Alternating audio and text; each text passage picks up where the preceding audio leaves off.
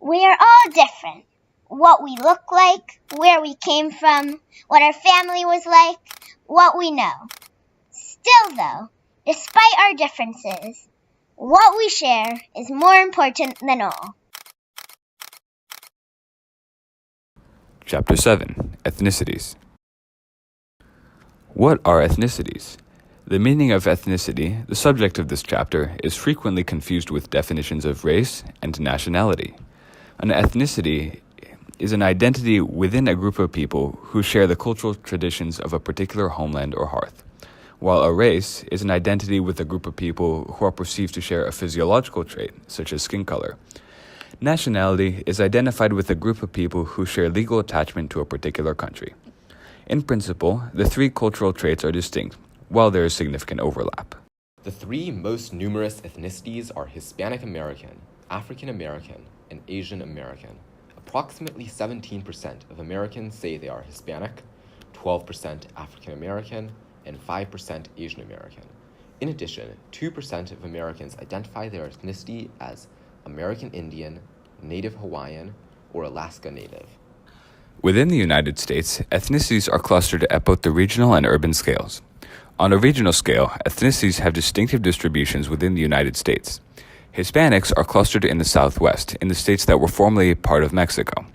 African Americans are clustered in the Southeast, colloquially known as the South, and in major urban centers. Asian Americans are clustered on the West Coast, while Native Americans are clustered in various ethnic enclaves across the country. Race has caused some controversy in the United States as related to the census. People argue that the census does not well represent all races. An ethnic enclave is a place with a high concentration of an ethnic group that is distinct from those in the surrounding area. Most ethnic enclaves are neighborhoods within large cities. Ethnic enclaves with distinctive physical appearances and social structures typically form through migration. Ethnic enclaves in urban areas change over time, usually by changing industries that attract migration. Ethnic demography is inextricably linked to migration, whether it be forced or voluntary. For example, many African Americans are the descendants of West Africans brought over in the slave trade between the 18th and 19th centuries. After the immigration laws were changed during the 1960s and 70s, the population of Hispanics and Asian Americans in the United States increased rapidly. Initially, most Hispanics and Asian Americans were recent immigrants who came to the United States in search of work. By the 21st century, most Americans who identify themselves as Hispanic or Asian Americans are children or grandchildren of immigrants. Ethnicities living side by side may lead to conflict, controversy, discrimination, and violence. In one notable system, the United States implemented a separate but equal policy in its southern region, effectively separating African Americans from institutions owned and used by their white compatriots. Although this practice was in theory egalitarian, it led to disenfranchisement and discrimination against Black Americans who were ousted from many prestigious institutions. Ethnic discrimination, called apartheid, has also occurred in South Africa, where Blacks were physically separated from their white counterparts in separate neighborhoods in communities. Nationality is also an important issue. Nationality is distinct from ethnicity.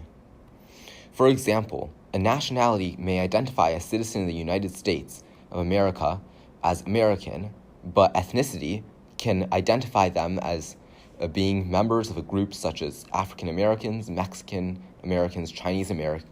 Some countries can be considered multinational. An example of this is the British Isles. The British Isles consists of 4 nationalities: English, Welsh, Scots, and Irish. Often, ethnic divides can lead to violent conflict. An example of this is the breakup of Yugoslavia. After World War I, the Allies created a new country called Yugoslavia, led by Joseph Tito, who also held together various factions and ethnical counterparts that normally would not have been very good friends. When Joseph Tito died, the conflict started to arise because as the Yugoslavia broke up, the divides between the countries did not reflect the divide between ethnicities. Bosnia and Herzegovina was the most ethnically diverse republic of former Yugoslavia. At the time of the breakup of Yugoslavia, the population of Bosnia and Herzegovina was 44% Bosniaks, 31% Serbs, and 17% Croats. When Bosnia and Herzegovina decided to break off from Yugoslavia, the Serbs were worried that their interests would not be protected, so they violently retaliated by shooting and shelling urban areas. This led to many fatalities. Another area of great conflict during the breakup of Yugoslavia was Kosovo. Kosovo was a region of Serbia that had a majority of ethnic Albanians. When these ethnic Albanians decided to break away from Serbia, Serbia attempted to ethnically cleanse the region by forcing more than 800,000 of Kosovo's 2 million ethnic Albanian residents from their homes. The whole situation in this area of Europe, known as the Balkans, led to the coining of the term Balkanization, which is defined as the process by which a state breaks down through conflicts among its ethnicities. Although it often seems that our differences try to divide us, who we are is what holds us all together.